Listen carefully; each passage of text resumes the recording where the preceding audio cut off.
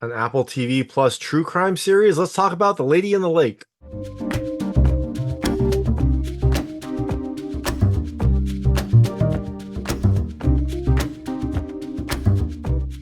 Hey everyone, it's David Stark from Watch Your Pass. I'm here to talk about The Lady in the Lake, Season 1, Episode 1. Did you know that seahorses are fish, which is coming to Apple TV Plus on July 19th, 2024. It is the first of 2 episodes coming on July 19th, 2024. This is Episode 1. This is the premiere episode. Is this episode worth your time? Is this a series you should keep watching? Well, my hot take is it's okay. In my normal rating, I would say it's a watch later. So that would be wait for it to come to streaming or on demand. I guess it's on streaming, but the rating is basically like it's an okay episode. It has some things I like, some things I didn't like. So overall, I think it's a solid start. It has a really great style, a really great cast. But for me, the episode was a little bit slower than I wanted it to be and a little bit more dense. I expect it to probably get better, and I'll watch a couple more episodes to see. But I didn't love this as much as I expected to. I thought I was going to absolutely love an Apple TV like true crime adaptation kind of series with this great cast, but I just liked it. It was okay. So, all that being said, I'm going to tell you a little about the episode, a few things I liked, a few things I didn't like, and then really quickly go into a recap. So, as you can imagine, there will be spoilers in the recap section. If you don't know what happens in this episode, and you might not, there are some surprises and a big surprise at the very end. I would turn it off when I get there. Before that, though, I'll keep it vague. I'll keep it spoiler free. I'll let you know when I get to those spoilers. So in The Lady in the Lake, you have the kind of the intertwining story of 2 women. You have Maddie and Cleo. They have very different lives, but their stories seem to intersect in some way that you are kind of learning about in the first episode. I assume that they will continue to intersect as this series continues. But this episode is kind of a setup episode. It introduces you to both of them and introduces you to kind of like the main plight, and it ends in a pretty big bang. So things I liked about this episode. The first, look, I love the setting. It is set in Baltimore in 1966. It is gorgeous looking. It looks perfect. You have a really great style here where you've got older cars, older buildings. The clothes look perfect. It looks like definitely a different time. And the way that people act feels very different too. It does feel like a, true to life 1966 representation where there's some sexist comments, there's some racist aspects of this as well. It does feel like a really good adaptation of this time period and lets you kind of like see into like a window for this time. The second thing I like the parallel stories. Like I said, this series is about kind of the intersecting lives of Maddie and Cleo, and the way the story is told, you get bits of both of them as the episode goes through. So you get a little bit of Maddie, a little bit of Cleo. Sometimes those have parallels, sometimes they are very different, but you get to kind of learn about these women and their stories together. The third thing I love the subject matter. It is, at its core, a true crime type series. It is loosely based on real cases. It's based on a novel, which was loosely based on some real cases. So there is a true crime aspect to this.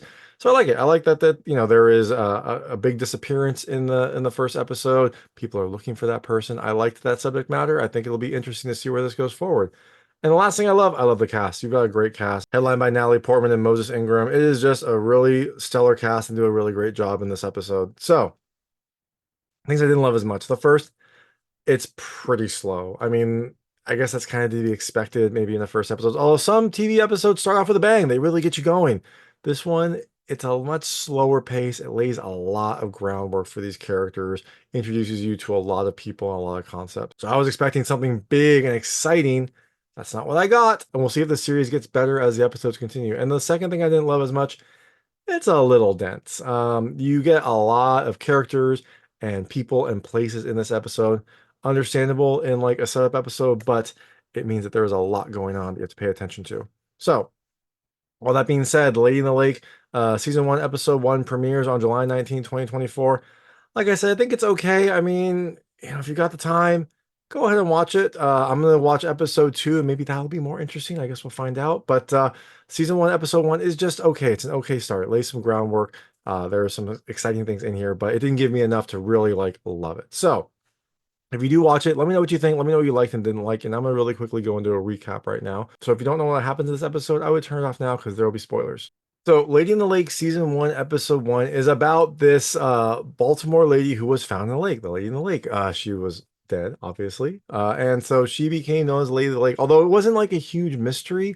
I guess they knew who she was. Her name was Cleo Johnson. And she was found there. And I guess the big mystery is like what happened to her. I think that is what this movie is. I think that is what this series is about, trying to figure out what happened to her. But you start off with a person rowing out into the lake around Baltimore, picking up the body, carrying up onto this, like water tower and like dumping it in the lake. So it seems like at the start, we know at least who dumped the body. Did that person kill them?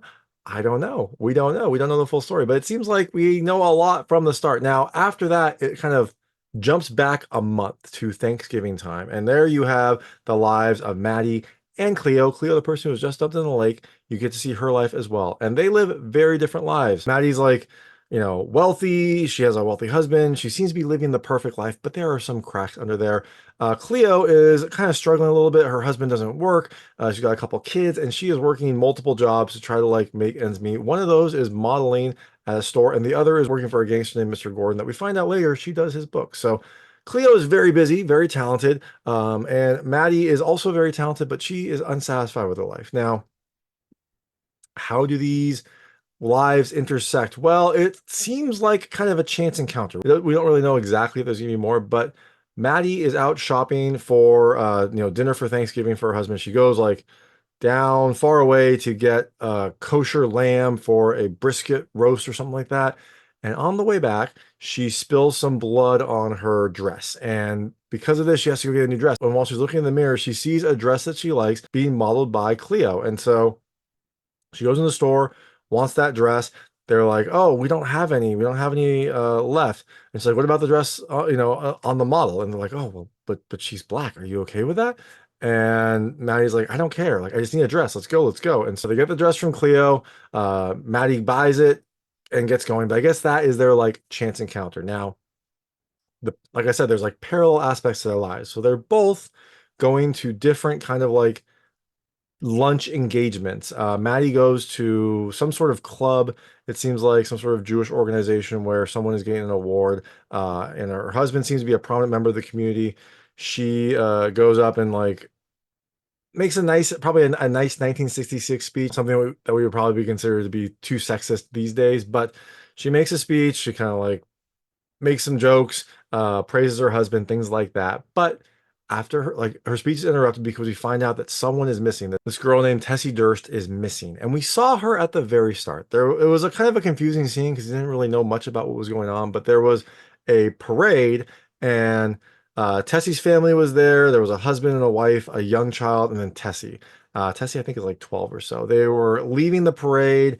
They were trying to like figure out where they were parking. They were a little bit flustered, and Tessie snuck into this like aquarium because she wants a seahorse for Christmas. Although she's Jewish, she wants to ask Santa for a seahorse. She doesn't understand why Santa won't, give her one and whatnot, all that stuff. So she sneaks in this aquarium to see if there's any seahorses there. And while she's there, there's like an employee at the store who is a little bit off. I'm not sure if he's just socially awkward or a little bit creepy, but he seems to like talk to Tessie briefly, and then that is all we get to see from her.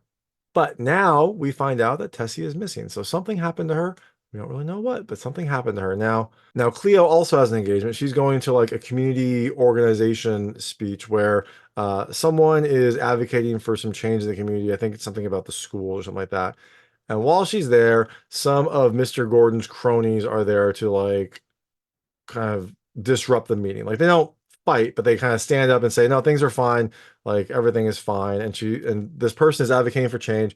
Mr. Gordon's cronies are there, and Cleo decides to stand up for this girl. Like she believes in what the mission is. She wants better schools for her community, and so she decides to talk also.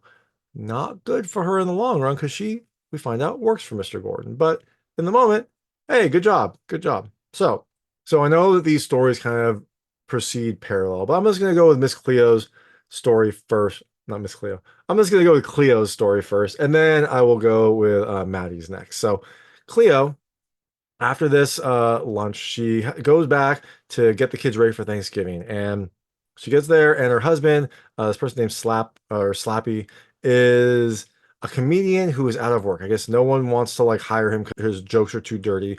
So he is not working, and Cleo's upset because she's been gone all day. She was working, and then she went to this rally. Now she's back. She wants to get her kids to Thanksgiving before she has to go work the nights. And her husband has like guests over, and the kids aren't ready. And one of her kids was like out on the streets. You don't know exactly what it was. They say running number. It sounds like maybe he's hustling. You don't know, but none of the kids are ready. She's tired, so she has to now get the kids ready. And she also tells Slappy, like, stay here. And she's like, I'm taking the kids to my mom. Essentially, she like feels like maybe she's leaving him. I'm not 100% sure, or maybe she's just upset and taking the kids on Thanksgiving. But Slappy stays at the apartment. She takes the kids, drops them off with their moms, and then she goes to work. Now, at work, she works for Mr. Gordon, who is seems like a gangster. He has this club that people are at. Um, she is running his books, but she also seems to be doing a lot to like keep this club afloat. Like she's working with the talent. She's like being asked if people should come in. It seems like Cleo is a central like spoke in this club scene. And so later, her husband comes by, says he wants to do a show, and they like the person who is at the door was this person named Reggie. He is this like awkward kid who has it looks like a swollen eye. I'm not sure if it was like a birth thing or a swollen thing, although someone later mentions that it looks like he got hit in the face. So it seems like he has a swollen eye. He also is that weird aquarium attendant that we saw earlier, who saw Tessie Durst. So a little bit shady here. Reggie finds out that Slap is at the door. He goes to ask Cleo. While he's there, Cleo is talking to a police officer. This officer Platt, who seems to have, he seems to like Cleo, although he says, essentially like, I don't, I forget what exactly he says, but basically like I don't piss on others' trees. Essentially saying like Cleo's married, or at least she's with someone, so he's not going to make a move. But he does, flirt with her. Now, while he's there, he has one of those flyers for Tessa Durst or Tessie Durst, and Reggie comes up and like looks at it a little bit too long. It's odd, but you think that maybe there's something here. Now, that's when the officer also mentions that Reggie has like looks like he got in a fight, and Reggie's like, you see the other person. So we don't know. Did Reggie kidnap this girl and she put up a fight, and that's how he got this black eye? Who knows? But he asks Cleo if Slap can come in, and she says no, like make him stay outside. Now, later, Cleo is trying to get their performer for the night, Dora, ready. She's passed out, looks like she's strung up. Her and Reggie try to like get her capable of going on for a show.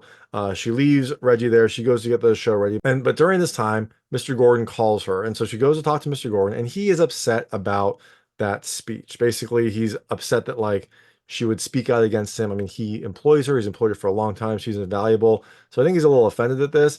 And he's also offended that she is volunteering for this other person, whereas she works for him. So she's like speaking against him in this like free context, but she's getting paid by him. So he basically tells her that she has to go on stage and introduce Dora. And Cleo's like I'm not one for the spotlight. Mr. Gordon's like, well, you should think about that before you take the spotlight for someone else. But the thing is, you were volunteering there, so you can volunteer to do that. I'm paying you, so you're doing it. And so Cleo goes up on stage, introduces Dora. Dora comes out.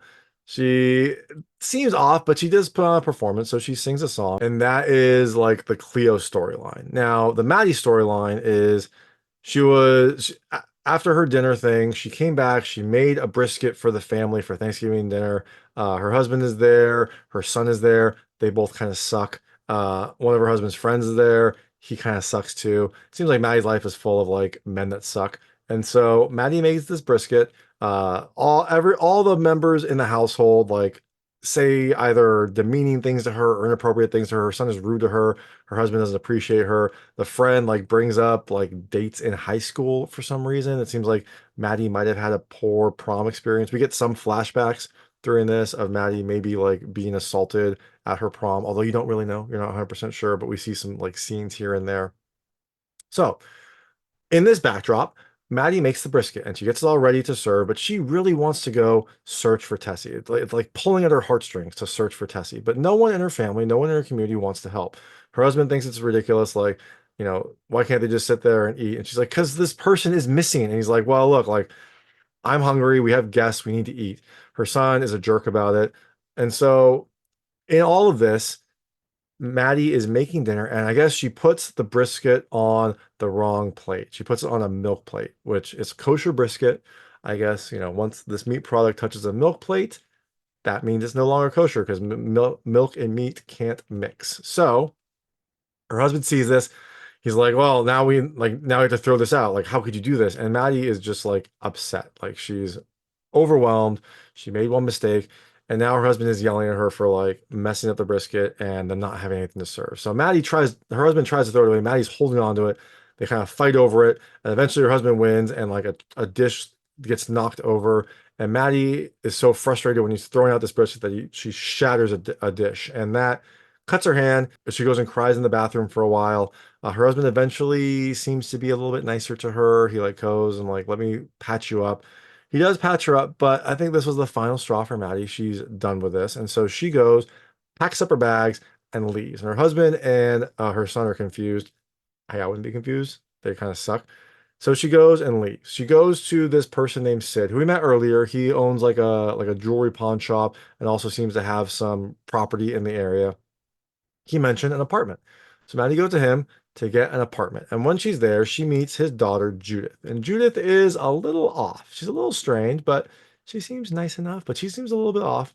Um, Sid tells Judith to go show her the apartment. So Judith goes and shows Maddie the apartment. It's not great, but hey, it's a place. And so Maddie decides to take it. Now, she says she's going to change and go look for Tessie. And Judith is like, I'll go with you. And so Judith seems to really just want to be out of the house. I guess she lives a very sheltered life and her father doesn't let her do much by herself. So she is intrigued by, being able to tag along with Maddie. She asked her like multiple times to be if she could be a roommate. And Maddie's like, no, I don't want a roommate. But I feel like Judith is going to probably force her way into there. But now she's forcing her way into this search. And so Maddie and Judith are searching in the park at night looking for Tessie. And as they're looking, they go into this lake that looks partly frozen, and they find her. They find Tessie's body. And Maddie wants to go and hold her because it's a dead child and she's like has this motherly instinct. So she wants to go hold her. Judith says, "No, you can't touch her. You can't touch her." I don't know if it's like a religious thing or if it's a forensics thing. I don't really think forensics was a big deal here, so I'm thinking it might be a religious thing. But in any event, Judith prevents Maddie from touching her. Maddie tells Judith to go find help. She's promised she's not going to touch her, but she just wants to sit here and wait with this child. So Judith goes off to get help. Maddie sits there and looks at the body. And when this happens, you have some voiceover from Cleo. We know that Cleo was the one that was jumped at the start. And Cleo has a few like narrative aspects here. But at the end, she has some voiceover that says like essentially talking to Maddie, like you wanted Tessie's death to bring you that freedom, but it only showed you the door. It took mine to open it. So it seems like after Tessie's death, when Cleo dies, Maddie's going to do something that will either give her freedom, give her purpose. I'm not sure, but something is going to happen in the future. But we'll have to find out later because that is the end of episode 1. Like I said, it's okay. Now, what do I think happened? Well, it's very clearly signaled that Tessie was killed by Reggie. Uh, I don't know if that's true. I mean, it's possible that the aquarium owner was creepy and he kidnapped Tessie and killed her and then like made Reggie do something, and that's why like Reggie knows what happened and that's why Reggie has that black eye. Maybe the aquarium owner like, you know, beat him into silence.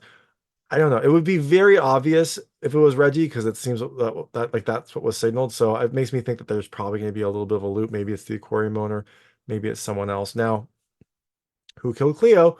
The obvious answer is probably Mr. Gordon, but we don't know. We'll have to find out there too. Like there was a black man that dumped her in the lake.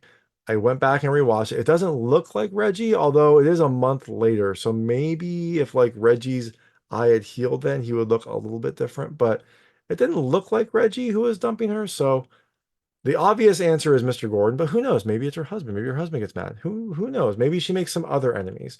But all we know now is that Tessie's body was found, Maddie found her, and this is going to involve some aspect of her freedom. And also at some point, Cleo dies too. So that is The Lady in the Lake, season 1, episode 1. Like I said, it's okay. I think, if you've got the time, watch it, but I wouldn't like go out of my way to see it just yet. I'm going to watch episode 2. Hopefully that's better, but We will find out together. So thanks so much for watching. If you like this review, please like and subscribe to this channel. It helps me out a lot. Make sure all my new content goes straight to you. Thank you.